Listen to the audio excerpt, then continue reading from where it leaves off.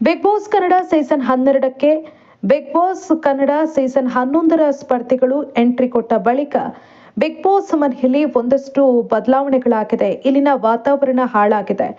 ಅವರಿಂದಾಗಿ ಒಂದಷ್ಟು ಅವಾಚ್ಯ ಪದಗಳನ್ನು ಕೇಳಿಸ್ಕೊಳ್ಬೇಕಾಯ್ತು. ಹೀಗಾಗಿ ನಮಗೆ ಅವರಿಂದ ತುಂಬಾ ತೊಂದರೆ ಆಗ್ತಾ ಇದೆ ಅನ್ನೋ ರೀತಿಯಲ್ಲಿ ಸಾಕಷ್ಟು ಸಾಲು ಸಾಲು ಆರೋಪಗಳನ್ನ ಕಿಚ್ಚನ ಪಂಚಾಯಿತಿಯಲ್ಲಿ ಅಶ್ವಿನಿ ಗೌಡ ಹಾಗೂ ಧ್ರುವಂತ್ ಕಿಚ್ಚನ ಮುಂದೆ ಇಡ್ತಾರೆ.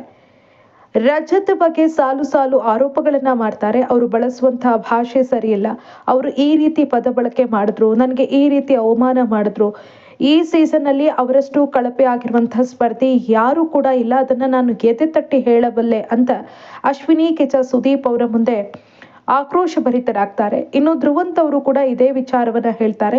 ರಜತ್ ಅವರು ತುಂಬಾ ಕೆಟ್ಟದಾಗಿ ಮಾತಾಡಿದ್ರು, ಸಾಕಷ್ಟು ಅವಮಾನಗಳನ್ನ ಮಾಡಿದ್ರು, ಅವ್ರು ಮಾಡುವಂತಹ ಪದ ಬಳಕೆ ಸರಿಯಿಲ್ಲ, ಹೀಗೆ ಕಿಚ್ಚನ ಮುಂದೆ ಒಂದಷ್ಟು ಆರೋಪಗಳನ್ನ ಮಾಡ್ತಾರೆ.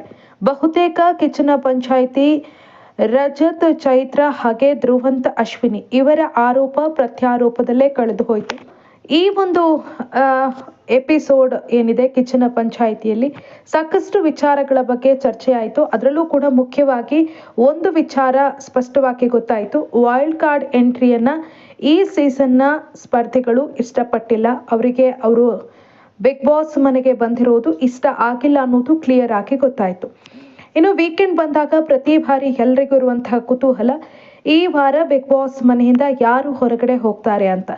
ಬಹುತೇಕ ಚರ್ಚೆಗಳಾಗ್ತಾ ಇದ್ದಿದ್ದು ರಜತ್ ಹಾಗೆ ಚೈತ್ರ ಕುಂದಾಪುರ ಅವರು ಬಿಗ್ ಬಾಸ್ ಮನೆಯಿಂದ ಹೊರಗಡೆ ಹೋಗ್ತಾರೆ. ಅವರು ವೈಲ್ಡ್ ಕಾರ್ಡ್ ಮೂಲಕ ಬಿಗ್ ಬಾಸ್ ಮನೆಗೆ ಬಂದಿದ್ದಾರೆ. 2 ವಾರಗಳ ಕಾಲ ಇದ್ದಾರೆ. ಇದೀಗ ಅವರೇ ಈ ವಾರ ಬಿಗ್ ಬಾಸ್ ಮನೆಯಿಂದ ಹೊರಗಡೆ ಹೋಗ್ತಾರೆ. ಹಾಗಾಗಿ ವೋಟಿಂಗ್ ಲೈನ್ಸ್ ಕೂಡ ಓಪನ್ ಇರಲಿಲ್ಲ ಅನ್ನೋ ಅಭಿಪ್ರಾಯಗಳು ವ್ಯಕ್ತವಾಗಿದ್ವು.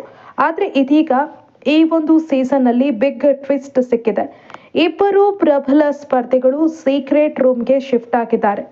ಅದು ಬೇರಾರು ಅಲ್ಲ, ರಕ್ಷಿತಾ ಹಾಗೂ ಧ್ರುವಂತ್ ಅವರನ್ನ ಸೀಕ್ರೆಟ್ ರೂಮ್ಗೆ ಶಿಫ್ಟ್ ಮಾಡಲಾಗಿದೆ ಅನ್ನೋ ಮಾಹಿತಿ ಸದ್ಯಕ್ಕೆ ಲಭ್ಯ ಆಗಿದೆ. ಇದು ಸಾಕಷ್ಟು ಅಚ್ಚರಿಯನ್ನ ಮೂಡಿಸಿದೆ.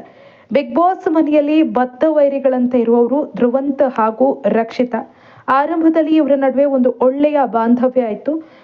ಬರುತ್ತಾ ಅದು ಏನಾಯ್ತು ಅನ್ನೋದು ನಿಮಗೆಲ್ಲ ಗೊತ್ತೇ ಇದೆ. ಈಗಾಗಲೇ ಕಿಚ್ಚ ಸುದೀಪ್ ಅವರ ಮುಂದೆಯೇ ರಕ್ಷಿತಾ ಕ್ಲಿಯರ್ ಆಗಿ ಹೇಳ್ಬಿಟ್ಟಿದ್ದಾರೆ, ನಾನು ಯಾವುದೇ ಕಾರಣಕ್ಕೂ ಕೂಡ ಧ್ರುವಂತ್ ಅವರ ಜೊತೆ ಮತ್ತೆ ಚೆನ್ನಾಗಿರೋದಕ್ಕೆ ಸಾಧ್ಯನೇ ಇಲ್ಲ.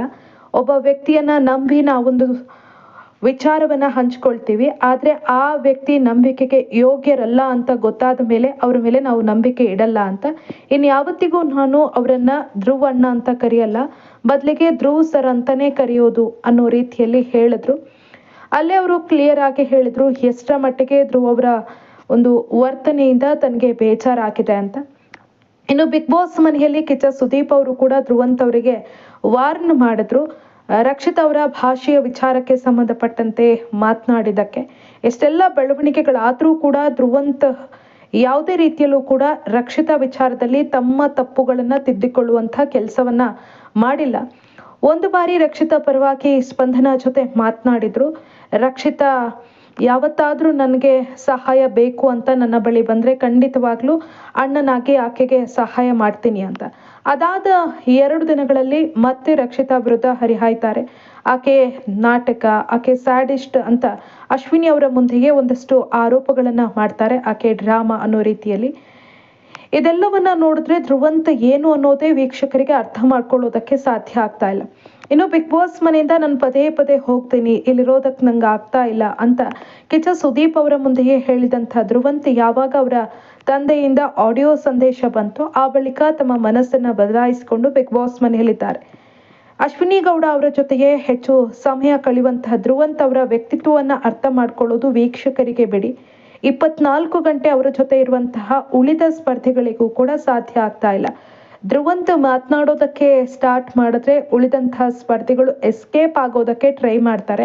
ಅಷ್ಟರ ಮಟ್ಟಿಗೆ ಧ್ರುವಂತ್ ಅವರ ಕಾಟ ಅವರಿಗೆ ತಡ್ಕೊಳ್ಳೋದಕ್ಕೆ ಆಗ್ತಾ ಇಲ್ಲ. ಈ ಮನುಷ್ಯ ಏನು ಅನ್ನೋದೇ ಅರ್ಥ ಆಗ್ತಾ ಇಲ್ಲ ಅಂತ ಸಾಕಷ್ಟು ಬಾರಿ ಅಲ್ಲಿರುವಂತಹ ಹೆಚ್ಚಿನ ಸ್ಪರ್ಧಿಗಳು ತಮ್ಮ ಅಭಿಪ್ರಾಯವನ್ನ ವ್ಯಕ್ತಪಡಿಸಿದ್ದಾರೆ.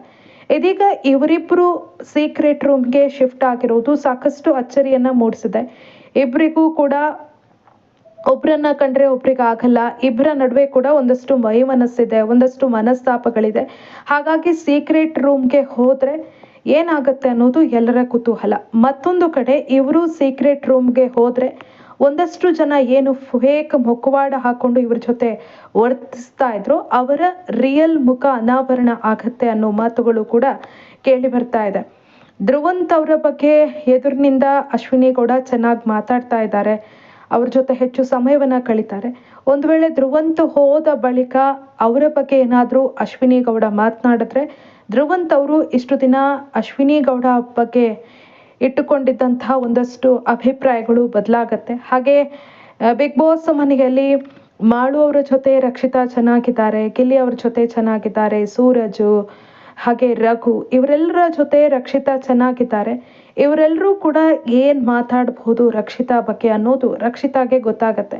ಹಾಗಾಗಿ ಇಬ್ರು ಕೂಡ ಸೀಕ್ರೆಟ್ ರೂಮ್ಗೆ ಶಿಫ್ಟ್ ಆಗಿರುವುದು ಅಚ್ಚರಿಯನ್ನ ಮೂಡಿಸಿದೆ. ನಿಮ್ಗೆಲ್ಲ ಗೊತ್ತೇ ಇದೆ, ಬಿಗ್ ಬಾಸ್ ಮನೆಗೆ ಎಂಟ್ರಿ ಕೊಟ್ಟಂತಹ ಕೆಲವೇ ಗಂಟೆಗಳಲ್ಲಿ ರಕ್ಷಿತಾ ಅವರನ್ನ ಬಿಗ್ ಬಾಸ್ ಮನೆಯಿಂದ ಹೊರಗಡೆ ಕಳುಹಿಸಲಾಗಿತ್ತು. 1 ವಾರಗಳ ಕಾಲ ಆಕೆಯನ್ನ ಒಂದು ಸ್ಥಳದಲ್ಲಿ ಇರಿಸಲಾಗಿತ್ತು. ಏನಾಗ್ತಾ ಇದೆ ಅನ್ನೋದು ಕೂಡ ನಂಗೆ ಗೊತ್ತಾಗಿರ್ಲಿಲ್ಲ ಅಂತ ರಕ್ಷಿತಾ ಅವರೇ ಹೇಳ್ಕೊಂಡಿದ್ರು. ಇದೀಗ ಮತ್ತೆ ಅವರನ್ನ ಸೀಕ್ರೆಟ್ ರೂಮ್ ನಲ್ಲಿ ಇರಿಸಲಾಗಿದೆ. ಹಾಗಾಗಿ ಈ ಒಂದು ಸೀಸನ್ ಅಲ್ಲಿ ಬಿಗ್ ಟ್ವಿಸ್ಟ್ ಸಿಕ್ಕಿದೆ. ಮುಂದಿನ ದಿನಗಳಲ್ಲಿ ಈ ಒಂದು ಎಪಿಸೋಡ್ಗಳು ಯಾವ ರೀತಿ ಪ್ರಸಾರ ಆಗತ್ತೆ, ಯಾವ ರೀತಿ ಬೆಳವಣಿಗೆಗಳಾಗತ್ತೆ, ಹಾಗಾದ್ರೆ ವೈಲ್ಡ್ ಕಾರ್ಡ್ ಎಂಟ್ರಿ ಮೂಲಕ ಮನೆಗೆ ಬಂದಂತಹ ರಜತ್ ಇರ್ಬೋದು, ಚೈತ್ರ ಇರ್ಬೋದು, ಇವರು ಹಾಗಾದ್ರೆ ಕೊನೆ ತನಕ ಇರ್ತಾರಾ, ಗ್ರ್ಯಾಂಡ್ ಫಿನಾಲೆ ತನಕ ಇರ್ತಾರಾ ಅನ್ನೋ ಅಭಿಪ್ರಾಯಗಳು ಕೂಡ ಕೇಳಿ ಬರ್ತಾ ಇದೆ, ಪ್ರಶ್ನೆಗಳು ಕೇಳಿ ಬರ್ತಾ ಇದೆ.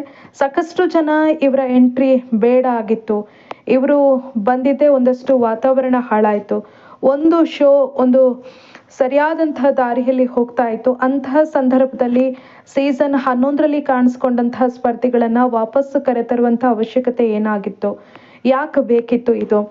ಆಲ್ರೆಡಿ ನಾವು ಇವರ ಆಟಕ್ಕೆ ಅಡ್ಜಸ್ಟ್ ಆಗಿದ್ವಿ, ಇವರ ಆಟವನ್ನ ಎಂಜಾಯ್ ಮಾಡ್ತಾ ಇದ್ವಿ. ಹಾಗಿರುವಾಗ ಹಳೆ ಸ್ಪರ್ಧಿಗಳು ಯಾಕೆ ಬೇಕಾಗಿತ್ತು? ಒಂದು ಸೀಸನ್ ಅಲ್ಲಿ ಅವರು ಆಡಿದ್ದಾರೆ, ಅವಕಾಶ ಸಿಕ್ಕಿದೆ, ನಾವು ಕೂಡ ಅವರ ಆಟವನ್ನ ನೋಡಿದ್ದೀವಿ, ಅವ್ರು ಎಷ್ಟು ಮನೋರಂಜನೆ ಕೊಡ್ತಾರೆ ಎಲ್ಲವೂ ಕೂಡ ನಮ್ಗೆ ಗೊತ್ತಿದೆ. ಇವರ ಬದಲಿಗೆ ಇನ್ಯಾರಿಗಾದ್ರೂ ಹಾಗೆ ಕೊಡ್ಲೇಬೇಕು ಅಂತ ಇದ್ರೆ ಅವಕಾಶವನ್ನ ಕೊಡಬಹುದಾಗಿತ್ತು, ಆದ್ರೆ ಯಾಕೆ ಇವರನ್ನ ಕರಿಬೇಕಾಗಿತ್ತು ಅಂತ ಸಾಕಷ್ಟು ಜನ ಪ್ರಶ್ನೆಯನ್ನ ಮಾಡ್ತಿದ್ದಾರೆ. ಅದೆಲ್ಲದಕ್ಕಿಂತ ಹೆಚ್ಚಾಗಿ ಚೈತ್ರ ರಜತ್ ಈ ವಾರ ಹೋಗಿದ್ರೇನೆ ಚೆನ್ನಾಗಿತ್ತು. ಧ್ರುವಂತ್ ಅವರನ್ನ ಈ ರೀತಿ ಅಥವಾ ರಕ್ಷಿತಾ ಅವರನ್ನ ಈ ರೀತಿ ಸೀಕ್ರೆಟ್ ರೂಮ್ಗೆ ಹಾಕುವಂತ ಅವಶ್ಯಕತೆ ಇರಲಿಲ್ಲ. ರಕ್ಷಿತಾ ಇದ್ರೆ ಒಂಥರ ಮಜಾ ಇರ್ತಿತ್ತು. ಈಗ ಸೀಕ್ರೆಟ್ ರೂಮ್ ನಲ್ಲಿ ಇರೋದ್ರಿಂದ ಅವ್ರು ಅಲ್ಲಿ ಸೈಲೆಂಟ್ ಆಗಿರ್ತಾರೆ, ಏನ್ ನಡೀತಾ ಇದೆ ಬಿಗ್ ಬಾಸ್ ಮನೆಯೊಳಗೆ ಅನ್ನೋದನ್ನಷ್ಟೇ ನೋಡೋದಕ್ಕೆ ಸಾಧ್ಯ ಆಗತ್ತೆ ಹೊರತು ಬೇರೆ ಆಕ್ಟಿವಿಟೀಸ್ಗಳನ್ನ ನೋಡೋದಕ್ಕೆ ಆಗಲ್ಲ. ಹಾಗಾಗಿ ಇವರಿಬ್ಬರನ್ನ ಸೀಕ್ರೆಟ್ ರೂಮ್ಗೆ ಹಾಕುವಂತ ಅವಶ್ಯಕತೆ ಏನಿತ್ತು? ರಕ್ಷಿತಾ ಇಲ್ಲ ಅಂದ್ರೆ ಬಿಗ್ ಬಾಸ್ ಮನೆ ಬಿಕೋ ಅನ್ನುತ್ತೆ ಅನ್ನೋ ಅಭಿಪ್ರಾಯಗಳು ಕೂಡ ಕೇಳಿ ಬರ್ತಾ ಇದೆ. ಸೊ ಮುಂದೆ ಏನಾಗತ್ತೆ ಕಾದ್ ನೋಡ್ಬೇಕು.